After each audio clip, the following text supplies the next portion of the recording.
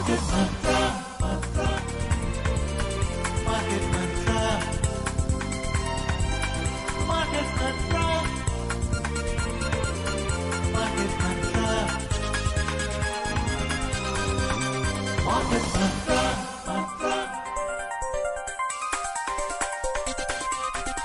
Market Mantra.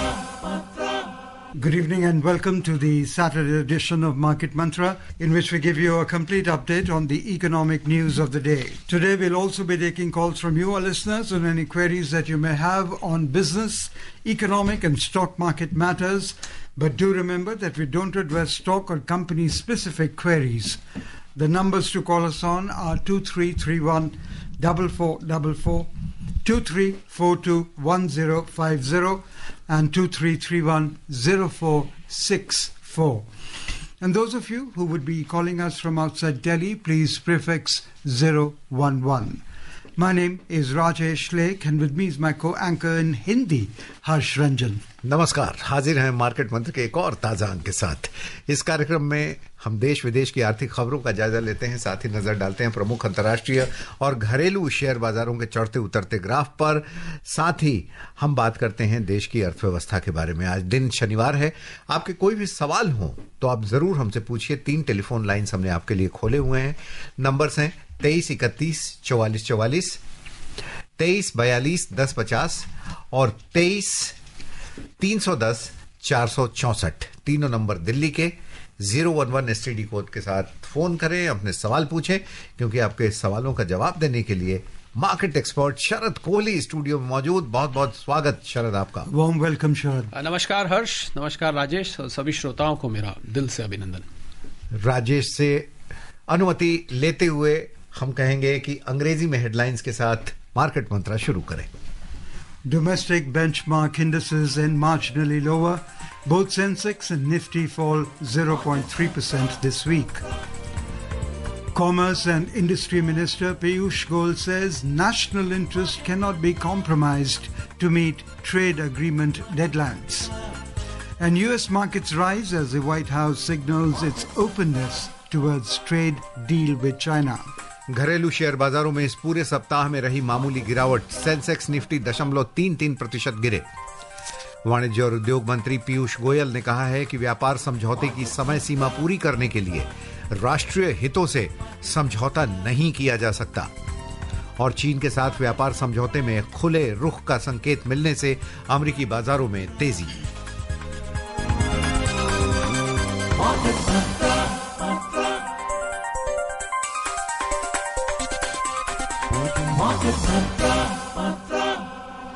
इस सप्ताह की जब शुरुआत हुई थी सोमवार को शेयर मार्केट के लिए, तो पूरे बाजार में एक तरीके से जबरदस्त गिरावट देखी। बहुत उथल पुथल रहा पूरे सप्ताह, लेकिन बाद में यानी शुक्रवार को कहें शरद, इसमें तेजी आई। और यही वजह रही कि पूरे सप्ताह के दौरान जो सेंसेक्स है मात्र 207 अंक ही गिरा 75,157 पर। नेशनल स्टॉक एक्सचेंज के निफ्टी में 76 अंक की गिरावट रही, 22,829 पर रहा। बीएसई मिड कैप 0.5% गिरा, जबकि स्मॉल कैप में भी मामूली गिरावट रही।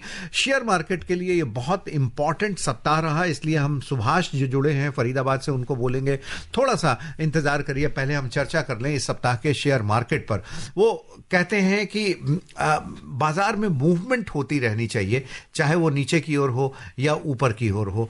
फायदा उसमें ट्रेडर्स का भी होगा और निवेशकों का भी होगा, अगर आप में पेशेंस है। हर्ष देखिए, फायदा उतार चढ़ाव में तो ज्यादा ट्रेडर्स का होता है, और ट्रेडर्स में भी जो लोग ऑप्शंस वगैरह में ट्रेड करते हैं उनके लिए ज्यादा होता है। निवेशकों के लिए तो इतना उतार चढ़ाव उनके दिल की धड़कन को बढ़ाता है।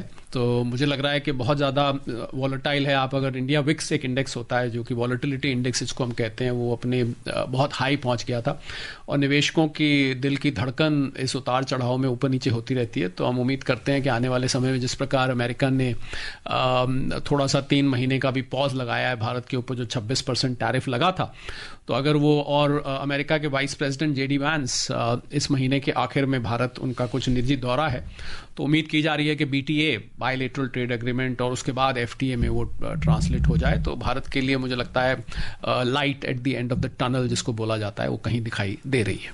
Joining us from Faridabad, we have Subhash with us. A warm welcome, Subhash. हाँ सर, मैं कोहली साहब को नमस्कार मेरा सर। नमस्कार सुभाष जी। सर वो मेरा एक सवाल है सर कि मैंने ना पीपीएफ अकाउंट खोला हुआ था जी। एसबीआई में जी। तो उसमें 15 साल है ना 2021 में कंप्लीट हो गए थे सर।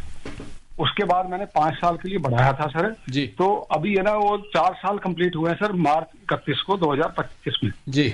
लेकिन सर वो पैसा निकालने के लिए मैं गया वहां पर, मेरे को अब जरूरत थी कुछ प्रॉपर्टी के में देना था पैसा जी। तो वो बोल रहे हैं कि करीब 45% पैसा मिलेगा आपको जितना आपका टोटल है। जी। मुझे सर पैसा ज्यादा चाहिए। अब मैंने बहुत रिक्वेस्ट करी उनको, मैंने कहा जी मैं प्री मैच्योर विड्रॉल कर सकता हूँ फाइनल जी। तो उसके लिए मना कर दिया सर उसने। तो क्या किया जाए सर, मुझे अब पैसे की जरूरत है, मैं तो अब दिक्कत में हो गया हूँ।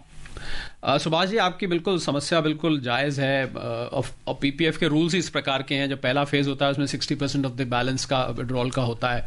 एक्सटेंडेड पीरियड में जो उन्होंने आपको रूल बताया वही रहता है। तो इसमें आपके पास रास्ता ये है सुभाष जी के पीपीएफ के अगेंस्ट लोन भी मिल जाता है। बहुत सारे बैंक्स हैं जो कि और कुछ पोस्ट ऑफिस भी पीपीएफ के अगेंस्ट लोन देते हैं। तो आपको मेरी सलाह रहेगी कि आप पीपीएफ को प्लेज कर लेते हैं वो आपके अमाउंट को और आपको फिर लोन दे देते हैं। तो मैं आपको सलाह दूंगा कि आपको अगर इमरजेंसी है और वाकई में पैसा निकालना है, देखिए पीपीएफ बनाने की मंशा यही है कि आपके लिए एक तरह से सोशल सिक्योरिटी वो क्रिएट करता है 1-on-1 बेसिस पे। और उसमें उसका ब्याज आपको पता होगा EEE कैटेगरी में आता है। एग्जाम जब आप निवेश करते हैं तब भी एग्जाम्प्ट होता है, जब विड्रॉ करते हैं तब भी एग्जाम्प्ट होता है और ब्याज भी एग्जाम्प्ट होता है। उसको हम एग्जाम्प्ट EEE कहते हैं क्योंकि उसमें इतनी ज्यादा सुविधाएं और ब्याज भी की दर भी 7% से ऊपर है। तो इसलिए उसको ऐसा रखा गया है कि आपके ओल्ड एज में मैच्योर हो जाए आपको पेंशन के रूप में या एक मुश्त जब आपको चाहिए हो। पर बात ठीक है, अगर जरूरत है तो जरूरत है। तो मैं सलाह दूंगा आप किसी बैंक से लोन के उसके अगेंस्ट बात करें, बैलेंस के अगेंस्ट आपको लोन मिल जाएगा। और लोन भी आपको पीपीएफ की दरों से 1-2% ऊपर ही लोन मिल जाएगा। तो उसमें आपका पीपीएफ अकाउंट भी बना रहेगा और आप उसमें पैसा भी उसको यूज कर पाएंगे। जी। संजीव दिल्ली से अगले कॉलर होंगे। संजीव जी अपना सवाल पूछ लें। शरद जी और टीम को नमस्कार के साथ सिचुएशन रखता हूँ सर। मैं मानता हूँ कि हमारे पीएम साहब नेशनलिस्ट है और हमें इस बात का प्राउड है जी। अब सिचुएशन ये है कि जो आगे दूसरे कंट्री के वो साहब बैठे हुए हैं वो थ्रेट कर रहे हैं ये टैक्स के ऊपर और उन कंट्रियों से जिनसे हम ऑयल ले रहे हैं। अब जिस रेट पे हमें ऑयल आ रहा था उससे हमें पिछले 2 साल में कोई अराजकता नहीं देश में थी कि ऑयल का रेट बढ़ रहा है। इसको कैसे सर आप देखते हैं कि हमें हैंडल होगा, हमारा देश कैसे करेगा?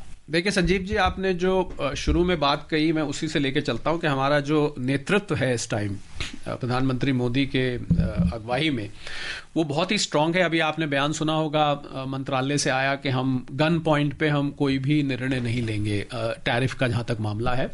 और अगर जो सेकेंडरी टैरिफ की बात की जा रही थी कि अगर आप ऑयल रशिया से लेंगे, सैंक्शन कंट्री से लेंगे तो आपके ऊपर सेकेंडरी टैरिफ लगेगा वगैरह वगैरह। मुझे नहीं लगता संजीव कि भारत अब उस एरा से एक दशक पहले बाहर आ चुका है जहां भारत बहुत सबमिसिव रहता था, भारत बहुत ज्यादा हम्बल रहता था, जिसने जैसा कह दिया हम मान लेते थे। हम अब बहुत तेजी से दुनिया की तीसरी अर्थव्यवस्था की तरफ बढ़ रहे हैं और मुझे लगता है भारत इसमें बहुत फर्म रहेगा, भारत का स्टैंड बहुत स्ट्रांग रहेगा। हम किसी भी देश से इस प्रकार आर्थिक रूप से हमारी आर्म ट्विस्टिंग करी जाएगी तो हम झुकेंगे नहीं और बहुत डिप्लोमेटिक भी रहेंगे। ऐसा नहीं कि हम लड़ाई लड़ लेंगे या उससे अपना रिलेशन खराब कर लेंगे। भारत ने एक बहुत न्यूट्रल स्टैंस दिखाया है और ये पहले भी ऐसे कई वाकया हो चुके हैं जिसमें भारत ने दोनों अगर कोई 2 बड़ी शक्तियां थी तो भारत ने दोनों से बना के रखी है। और मैं समझता हूं आज भारत ऐसी पोजीशन में है जहां पर कोई भी देश भारत से कटने का, भारत से नाराज होने का अफोर्ड नहीं कर सकता है। तो इसलिए आप निश्चिंत रहें। अगर जिस ऑयल की आप बात कर रहे हैं, जिस देश की बात कर रहे हैं, बिना नाम लिए मैं ये कह सकता हूं कि भारत की डिप्लोमेटिक स्ट्रैटेजी बहुत क्लियर है और बहुत ही स्ट्रीमलाइंड है और इसमें कहीं भी कोई ऐसा झुकाव नहीं आएगा जिससे भारत का जो इंटरेस्ट है उसको कॉम्प्रोमाइज किया जाए। From Kolkata, we are joined in by Atanu Saha. A warm welcome, Atanu. Good evening, sir. Good evening, my respected sir. Everybody, sir. My question is, what is the future of dollar index? And also the question, sir, the future of Indian currency, because our RBI introducing a purchasing bond for more liquidity inside market, sir. Thank you very much. Mr. Saha, the future of dollar index comprises of a basket of about 6 currencies, and it depends on what is the demand of dollar vis-a-vis these currencies from time to time. Yes, the dollar index has come down. It was at one point of time, it was going up to 106, 107. It has come down to close to 100 now. It is all because of the volatile situation created out of this whole trade and tariff announcements which are going on. So I think dollar is not being considered as a very strong currency now, because if America gets alienated from rest of the world, and if this tariff war aggravates, I'm sure it's going to be not good for dollar, and in which case the dollar index does come down vis-a-vis other currencies. As for INR, I think INR position is going to be very strong in the days to come, because India is already trading with a lot of countries in INR. And as for the RBI's liquidity initiative, those liquidity initiatives are called OMOs. They are called open market operations, and they are carried out from time to time to infuse or suck liquidity as per the situation. So RBI is conducting OMOs these days. If you've seen the recent monetary policy announcements, well, RBI keeps doing this on and off. It also does dollar swaps to to maintain the value of Indian rupee and the liquidity vis-a-vis the local flow of money. So all in all, I think India is in a much better position, and I don't think India will be impacted. India will come out as a gainer. I've got no doubt about this. This is to other callers also who got concerns in this regard. Anil Sharma Delhi से जुड़े हुए। अनिल जी, बहुत बहुत स्वागत आपका market मंत्रा में। नमस्कार panel सज्जनों, मेरा एक समस्या है। मेरे maturity senior citizen saving scheme की 5 साल वाली 20 फरवरी को मैच्योर हुई है, और मेरे को 1 फरवरी से 20 फरवरी तक का जो इंटरेस्ट अमाउंट दिया है कैनरा बैंक ने, जब मैंने कंपेयर किया प्राइवेट बैंक आईसीआईसीआई ने कैनरा बैंक के मुकाबले, वहाँ दूसरा अकाउंट है, दोनों का सेम टाइम पे सेम प्रिंसिपल अमाउंट पे सेम दर पे मैच्योर होने पर जो अमाउंट आईसीआईसीआई ने दिया वो 550 रुपए कम दिया है। मैंने जब आईसीआईसीआई के नोडल अफसर तक स्टेप बाय स्टेप पहुंचा हूं तो उन्होंने कहा कि हम सही हैं, जबकि कैनरा बैंक ने सही दिया है, वो 550 रुपए उनके हिसाब से ज्यादा नहीं लिया, लेकिन उतना ही बनता है।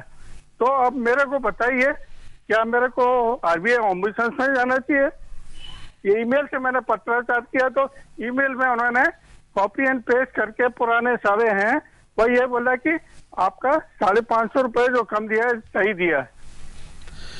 चलिए अनिल जी, हमें खेद है, आपका 550 रुपए इंटरेस्ट कम आया है। आपने बिल्कुल ठीक जो ऑल्टरनेट ढूंढा है, मैं भी आपको यही सलाह देता, आरबीआई ओम्बुड्समैन पे जाके आप इस मैटर को डालें, क्योंकि आपके पास ऑलरेडी एक केस है आईसीआई कैनरा बैंक का, जिन्होंने आपको सेम अकाउंट पे ज्यादा दिया। आईसीआईसीआई हो सकता है आईसीआईसीआई ने अपनी ऐसी कोई पॉलिसी बना रखी हो जो कि रूल्स के पूरी तरह से मैच ना कर रही हो। तो मैं आपको बिल्कुल, आप इसको आरबीआई ओम्बुड्समैन पे डालिए और हमें बताइएगा जब आपके 550 रुपए वापस आ जाएं, या जब आईसीआईसीआई आपको देने का फैसला करे, तो बिल्कुल आप एक एप्लीकेशन बनाइए, सारी बात जो आपने हमें बताई आप उस पर लिखिए और इसको आप आरबीआई ओम्बुड्समैन साइट पर डाल दीजिए। आपको 30 दिन के अंदर अंदर कोई ना कोई जवाब जरूर सुनने को मिलेगा। जी।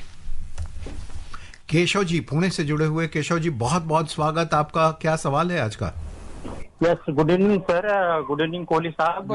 मेरा एक सवाल है सर, मैं एक आईटी कंपनी में जॉब करता हूँ और मेरा एनुअल इनकम 18 लाख का पैकेज है, और मैं ये आपको पूछना चाहता हूँ कि खुद के नाम पर जब एफडी करते हैं तो एफडी का इंटरेस्ट इनकम में जोड़ दिया जाता है। मैं हर साल रिटर्न भी फाइल करता हूँ, तो इनकम टैक्स ब्रैकेट बढ़ जाता है जी। तो खुद के नाम पे एफडी करनी चाहिए कि नहीं करनी चाहिए, मुझे बस पूछना था। ये ऐसा क्यों है कि इंटरेस्ट को इनकम में जोड़ दिया जाता है? Thank you so much. Keshav ji ने पूछा कि इंटरेस्ट को इनकम में क्यों जोड़ दिया जाता है। देखिए, इनकम के 5 सोर्सेस होते हैं इनकम टैक्स में। Income from salaries, income from house property, income from capital gain, और income from business and profession, और 5वां और रेसिडुअल सोर्स जिसको हम कहते हैं उसको बोलते हैं इनकम फ्रॉम अदर सोर्सेस। तो इंटरेस्ट जो है इनकम फ्रॉम अदर सोर्सेस में आता है, और इनकम का मतलब होता है जो आपकी आय है, आपको जो कमाई हो रही है। तो बैंक में भी जब आप एफडी करते हैं तो आपको कमाई हो रही है, तो उसको आयकर अधिनियम के अंतर्गत कमाई माना जाता है। तो बिल्कुल जो आपकी जो बाकी इनकम और सारी इनकम्स को जोड़ के कॉम्पिटिशन किसी भी व्यक्ति की बनाई जाती है, इसीलिए आपकी इनकम फ्रॉम सैलरी के साथ इनकम फ्रॉम अदर सोर्सेज भी जोड़ी जाती है। और जब वो जोड़ते हैं तो हो सकता है आपका स्लैब चेंज हो जाता हो, और आपका जब स्लैब चेंज होता है तो हायर रेट ऑफ टैक्स भी होता है उस पे। पर कुछ एटीटीटीए के अगेंस्ट आपको पता होगा कुछ उसमें लाभ भी मिलता है, उसको आप लीजिए लाभ को, पर आपका सवाल प्रिंसिपली ये है कि क्यों ऐड हो जाता है, ये तो इनकम टैक्स के नियम है। जो इनकम है तो उस पर तो टैक्स देना पड़ेगा, सरकार उसको इनकम मानती है और मुझे लगता है ठीक मानती है। आपको अनजस्ट लगता होगा कि भाई मेरी एफडी पर जो ब्याज आ रहा है, पर एफडी पर ब्याज तो आपकी कमाई है, अगर बैंक का खर्चा इनकम तो वो है ही है, इस पे तो कोई प्रश्न चिन्ह नहीं लग सकता है। जी, Pankaj from Mumbai joins us. Pankaj, a warm welcome. Good evening. Good evening. Please ask your First of question. all, a very big thank you to the entire team of Market Mantra. Our investment knowledge has increased many-fold due to your advice and the Q&A session that happened. Thank you very Thank much, you Pankaj. very much. I have two questions. One is how we as mutual fund investors, as also as equity investors, can make the maximum out of the ups and downs of the market, even though we are in it for the long term. For example, last year the market made highs in September, and now they are down significantly. So, is there any way in which we can maximize that upside? And the second question is, gold has given significant returns now, but even historically, if you see, the returns are pretty good. So, do you suggest to have a good, healthy allocation in gold as a portfolio? Thank you. Well, Pankaj, the strategy for mutual fund and equity is you're on the right path. The strategy, it's a twofold strategy. One is to stay there for long term. Second is to not to invest all at one go, in one chunk. It should always be piecemeal. I mean, the format of investment should be in the form of an SIP, which is not SIP, not necessarily, I mean mutual fund SIP, but I mean SIP as a method of investment that systematically after every fortnight, every month, or whenever the market takes a downturn, you can keep investing in smaller lots. I think that is the best. Stay there for long term. Do not get worried by these downfalls which happen on and off. So that is the best strategy, and keep looking for bargain stocks, the stocks which have lost valuation, the stocks which have come on attractive valuations where the PE ratio is low, where the book value is attractive. So you can keep. That is the strategy. Your second question is relating to gold. Yes, gold. I have been recommending gold for a very long time. I'm sure my the two anchors Yes. here they would agree with me on the time. Yes, I think gold at this point of time you should be having 15 to 20% of your total portfolio in gold, which I've been saying. In fact, from January 25 to now, Rajesh and Harsh, gold has given 20% return, and we are barely in the middle of April. So gold has been fantastic because of various reasons. Central banks have been buying. The world economic situation is uncertain. The world geopolitical situation is a bit uncertain. So I think all those factors they contribute they have been contributing to the value of gold. Yes, please form 15-20%, but make sure that you're there for a long term. I keep saying सोने के साथ सो जाइए. Yeah. Ratnakar Kolhapur से हैं, महाराष्ट्र से। रत्नाकर जी, स्वागत आपका, सवाल पूछ लें। Hello, good evening sir. मेरा सवाल है कि अमेरिका ने जो टेरिफ का ये वॉर चालू किया, वो रेट बढ़ा दिए जी, और अभी 3 महीना के लिए उन्होंने शायद ये भी किया, स्टॉप किया जी। तो उसके वजह से सभी वर्ल्ड में मार्केट तो गिर गए, फिर इंडियन मार्केट तो ऊपर आ गया। लेकिन चाइना का स्टैंड था कि आपने 30% लगाए तो हम 70% लगाए। तो उसकी वजह से चाइना का मार्केट गिरा क्या नहीं गिरा? नहीं गिरा तो क्यों नहीं गिरा? गिरा तो क्यों गिरा? क्योंकि चाइना अमेरिका को जैसे कि वैसा रिप्लाई दे रहा है। तो ये चाइना की पॉलिसी और भारत की पॉलिसी में बहुत फर्क दिख रहा है, वो क्यों है? दूसरा है कि अभी जो रिटेल इन्वेस्टर ने क्या करना चाहिए अभी जो मार्केट? देखिए रत्नाकर जी, मार्केट जो गिरा है वो चाइना का मार्केट भी गिरा था उस टाइम, और फिर थोड़ा सा रिकवर भी किया, फिर थोड़ा गिरा। तो चाइना की मार्केट भी उतनी वॉलेटाइल बनी हुई है। चाइना करीब $440 बिलियन का अमेरिका को एक्सपोर्ट करता है, और अमेरिका बदले में $140 बिलियन के आसपास का उनको एक्सपोर्ट करता है। तो ऐसा नहीं है कि चाइना की मार्केट अछूती है। अब जहां तक बात आपका है कि चाइना का अप्रोच और भारत के अप्रोच में फर्क क्या है, ये अपने अपने देश की स्ट्रैटेजी होती है। भारत की अप्रोच बातचीत के जरिए मैटर को सुलझाने की, और काफी हद तक भारत इसमें कामयाब रहा है। इसलिए भारत के ऊपर मात्र 26% टैरिफ उन्होंने घोषणा की थी, वो भी अब 3 महीने के लिए पॉज हो गया है। तो भारत की मैं समझता हूं ये नीति, कूटनीति ज्यादा बेहतर है चाइना के मुकाबले चाइना की वो नीति क्यों है, ये तो चाइना वाले बेहतर बता सकते हैं। दूसरा आपने पूछा कि इंडिविजुअल निवेशक को क्या करना चाहिए। मुझे लगता है अगर आपके स्टॉक्स प्रॉफिट में है तो आप प्रॉफिट बुक करके बाहर आ जाइए। अगर आपके स्टॉक्स लॉस में है तो बने रहिए, क्योंकि ये कभी ना कभी मार्केट घूमेगी जरूर, तो उसको जल्दबाजी में पैनिक में बेचना नहीं चाहिए। अगर आप बराबर पे हैं तो भी आप बेच के कुछ टाइम के लिए बाहर आ सकते हैं। Sometimes not to trade is also a strategy, not to invest can also be a strategy. तो आप कर सकते हैं, पर अगर आप प्रॉफिट में हैं तो प्रॉफिट बुक करके अगर आपके तो बाहर आ जाइए, और लॉस में है तो लॉस बुक मत करिए, वेट करिए। समय लग सकता है पर ये मार्केट वहां से रिकवर करेगी। ये सुझाव शरद आपका क्या सबके लिए है कि जो भी थोड़े बहुत भी प्रॉफिट में हो बाहर आ जाएं? हाँ, मैं सलाह दूंगा कि अभी बाहर आ जाएं, क्योंकि आप जो मार्केट की जो वॉलेटिलिटी है उससे मैंने आपको बताया था ना, लोगों के दिल की धड़कन उसके साथ साथ ऊपर नीचे जाती है, तो मुझे लगता है उससे वो बच सकते हैं। प्रॉफिट में है तो कम प्रॉफिट होगा, यही होगा कि प्रॉफिट उतना नहीं होगा, हमें नहीं पता अलग कौन किस टाइम। हमारे पास कई कॉलर्स जो फोन करके पूछते हैं वो ये है कि चूंकि एक पीक कर चुका था, तो अक्सर व्यक्ति जब पीक कर जाता है तो वहां से देखता है और वहां से मार्केट गिरा हुआ। ऐसे नहीं देखना चाहिए हर्ष, क्योंकि आप कभी भी मार्केट का टॉप और बॉटम असेस नहीं कर सकते हैं, और आपकी टाइमिंग इतनी रेजर शार्प नहीं हो सकती कि आप हमेशा टॉप पर बेचें हमेशा बॉटम पे खरीदें। ये बहुत कठिन काम है। कभी कभी ऐसा हो जाता है पर वो फ्लूक होता है, वो तुक्का लग जाता है कि आप ठीक टाइम पे घुसे। तो मेरी सलाह यही है, अगर प्रॉफिट में है तो बाहर आ जाइए, क्योंकि वॉलेटिलिटी आपके मन को डिस्टर्ब करेगी, और फिर आप लॉस में आ गए तो आपको अफसोस होगा कि इससे अच्छा तो बेच ही देते। प्रॉफिट में है तो दोबारा एंटर। मैं ये तो नहीं कह रहा कि आप बेच के बाहर आ जाइए और मार्केट को गुड बाय कर दीजिए। मैं तो ये कह रहा हूं आप बाहर आ जाइए, थोड़ी देर बाहर से तमाशा देखिए और पॉज ले लीजिए, और फिर जब मार्केट और आपको लगे नीचे हो रहा है या जब घूम के ऊपर जाना शुरू हो जाए तो दोबारा एंटर कर जाइए। और बात भी सही है, जब टैरिफ्स पॉज ले सकते हैं हाँ, तो एक इन्वेस्टर क्यों नहीं? इन्वेस्टर क्यों नहीं, बिल्कुल ठीक बात है आपकी। Bhiwandi is from where our next caller is. Ansari, a warm welcome. Yes, sir. Please Hello. ask your question. जी हेलो सर, मैं टोटली ब्लाइंड हूँ। जी पूछें सवाल प्लीज। हाँ, मैं टोटली ब्लाइंड हूँ, और जो ATU का जो प्रावधान था वो पहले का वो अभी बाकी है क्या नए टैक्स रिजिम में कि खत्म किए? अंसारी साहब, देखिए नए टैक्स रिजीम में तो ये ATU का जो प्रावधान था वो चैप्टर 6A एक इनकम टैक्स का है, उसके अंतर्गत आता था, और नए टैक्स रिजीम में चैप्टर 6A का कोई एप्लीकेबिलिटी नहीं बनती है।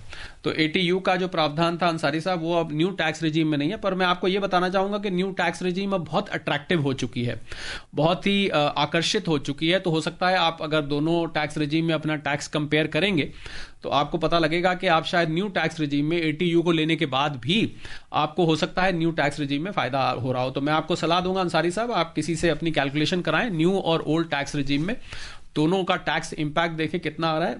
मुझे करीब करीब यकीन है कि आपको न्यू टैक्स रिजीम बिना ATU के भी ज्यादा फायदेमंद दिखाई देगी।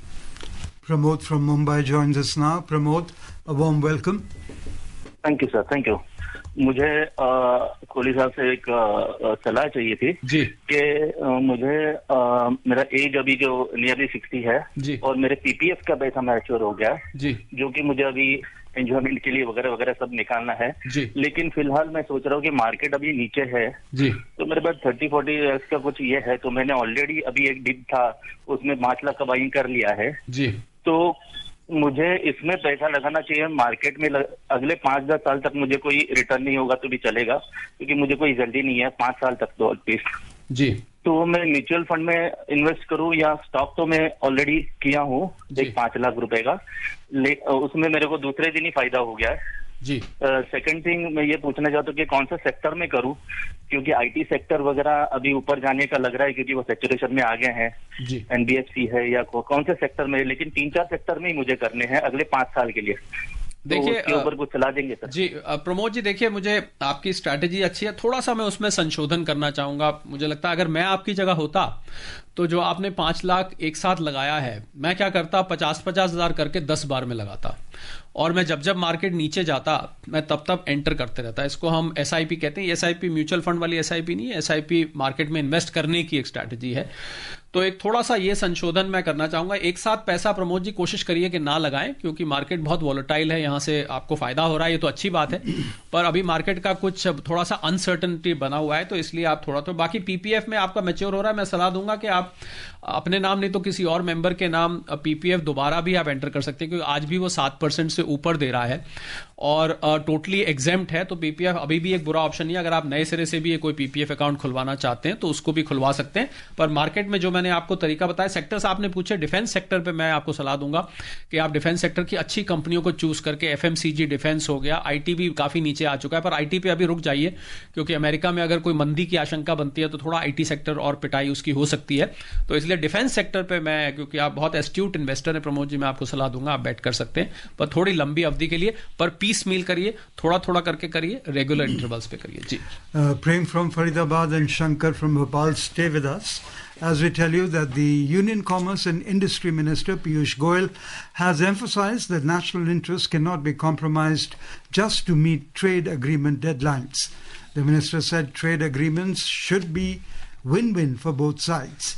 Mr. Goyal was speaking at the 9th Global Technology Summit in New Delhi yesterday, where he highlighted the opportunities that lie ahead for India in reshaping global trade, especially with trusted partners such as the United States. Speaking on free trade agreements, the minister stated that while timelines are aspirational, national interest cannot be compromised to meet trade agreements deadlines, asserting that it should be equitable, fair and mutually beneficial. India is currently working on trade agreements with many countries and blocs of nations, including the European Union, the United Kingdom and the United States. प्रेम फरीदाबाद से हमारे साथ जुड़े हुए, बहुत बहुत स्वागत आपका, सवाल पूछ लें। सर जी नमस्कार। नमस्कार सर जी, सोने ने तो लंबी छलांग मारी है, जिसमें इसमें गोल्ड ने खुद को ही गोल्ड मेडल ले लिया है जी। ये 90 से एकदम 96 पहुंच गया। क्या इसके पीछे आने के कुछ चांस हैं क्या?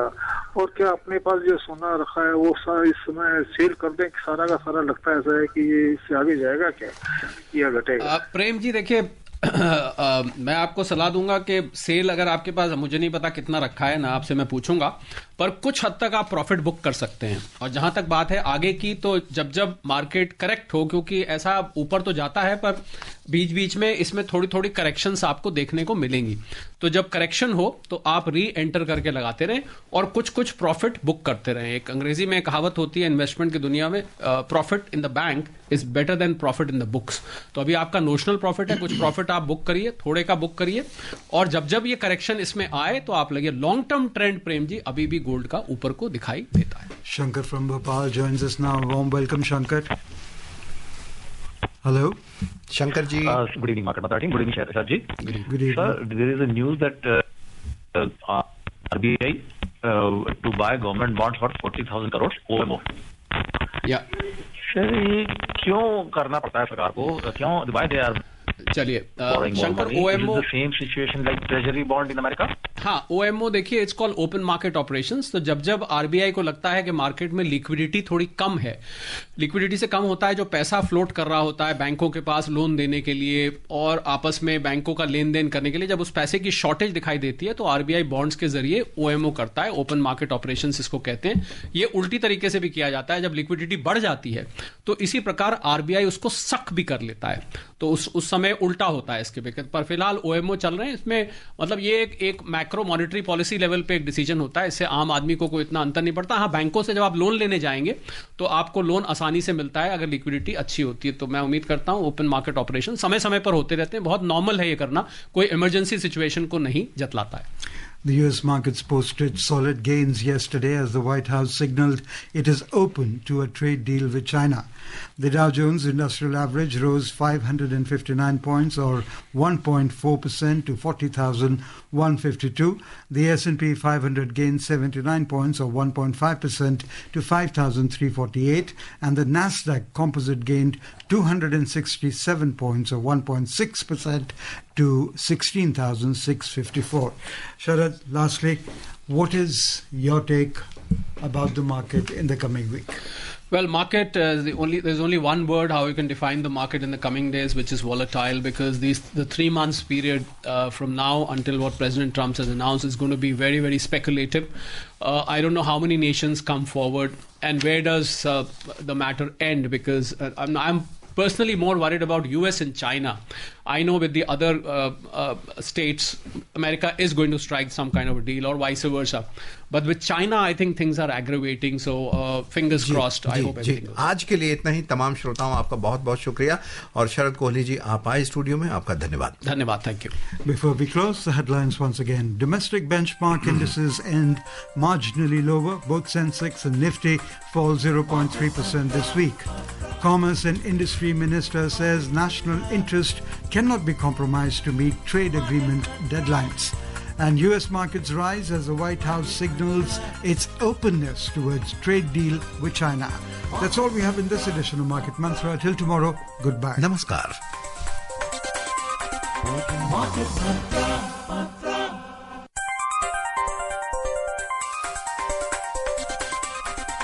Market Mantra.